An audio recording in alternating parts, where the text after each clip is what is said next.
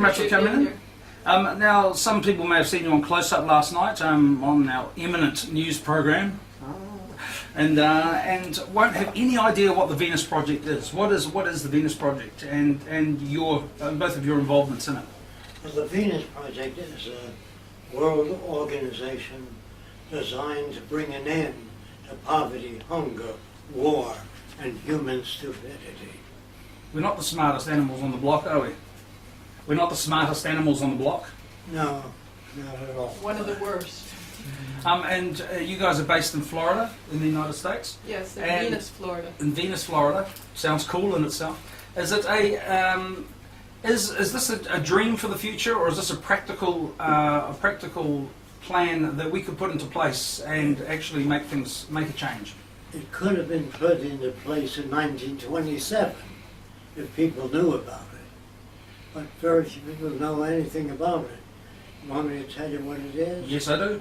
Well, the Venus Project is a method for social design in which all of the Earth's resources are declared the common interest of all the world's people, without the separation of nations, because all people need clean air, clean water, a relevant education, and security. We don't have that in the world.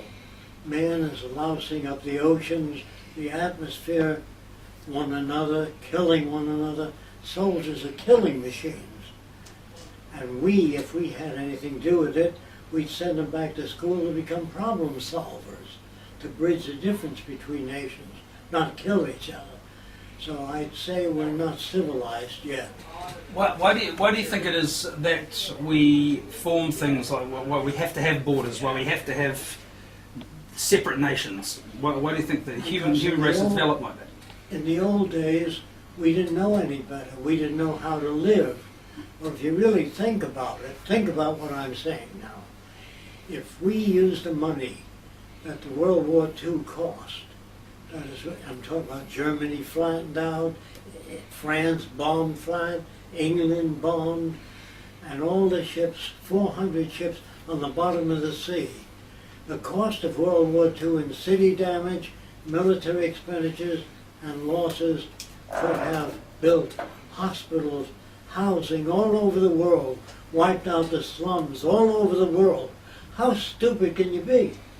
It does. I mean, and people need to know, I guess, that you're not just saying this from an idealistic point of view. I'm not an idealist. I'm a dirty realist. A dirty realist, and a dirty realist who, at 94 years old, is taking this message around the world, which I think is admirable in itself, and obviously shows that you've got a passion for it. What's your history as far as design and I mean, where did you start out, and where did your mind get to expand first and foremost? I was during the Big Depression in the United States. It was all over the world. 1929, the stock market crashed, and all the banks failed, most of the banks. And people who bought houses and cars were kicked out of their houses because they couldn't pay them off. The banks failed, so they lost their money. And bankers were jumping out of windows, the small banks, but the big banks made out all right. So what happened? Sounds a little familiar. The money system generates most corruption because you can pay off senators.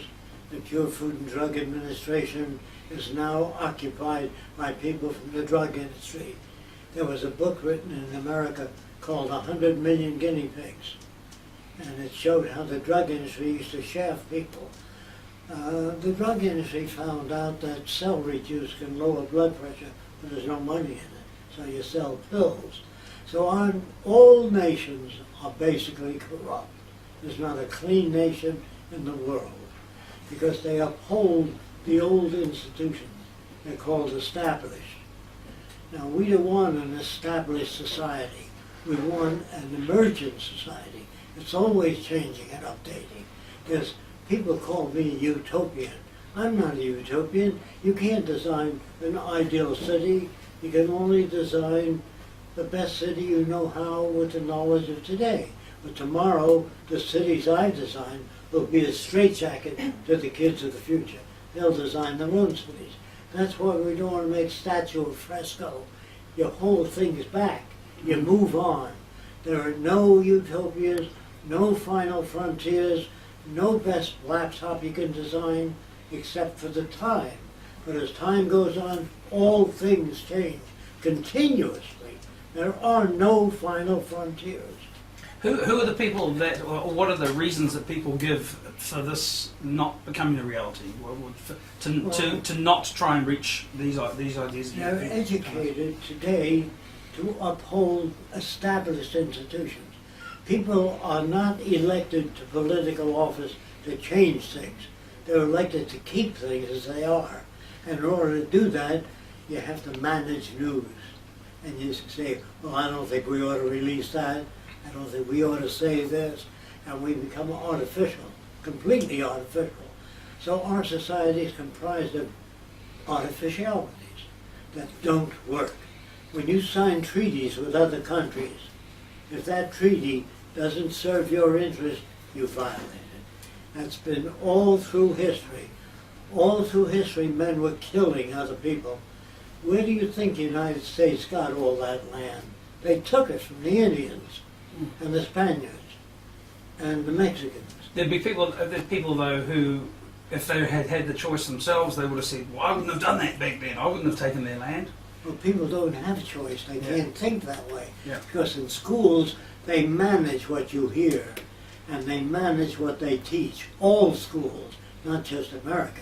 They're all corrupt. Breaking that cycle is going to be a very hard job, or it's going to take a huge. The tipping point for that cycle to break is going to be quite. There's a lot of people behind you. Well, a lot of people will be unemployed, lose their homes and cars. This is just the beginning of the downfall of the global civilization. They're all artificial. They're based on money. With money, you pay off politicians. If you're given 10 million to run and somebody's only given 1 million, you don't have a democracy.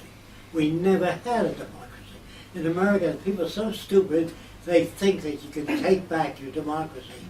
If you don't have purchasing power, you can only live in an old house. And if you have minimum wage, you can't buy a new car, you have to buy a used car. And that breaks down more than a new car. So you're in debt all your life. You have nothing to show for it, so man invented heaven up there. After you kick the bucket, then Everything's going to be fine. Right. Now that's a myth. The proof that it's a myth. Now,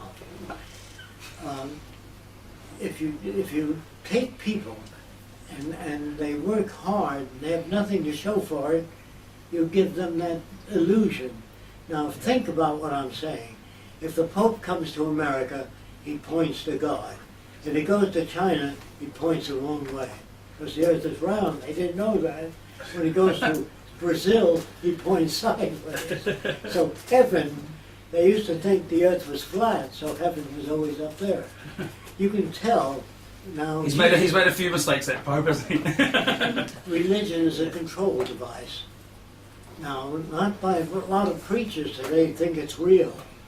But when you examine religion honestly and carefully, you'll see in it, judge not, lest you be judged. Don't ever do jury duty is what that means. Because you don't know what conditions warp the mind of a person that commits crimes. I believe that all criminals, serial killers, murderers, are made that way by this culture, some different aspect of the culture. For example, if you were raised in the South, you're going to speak with a Southern accent in America. And if you go out in the country with uneducated people, they say things like this in America.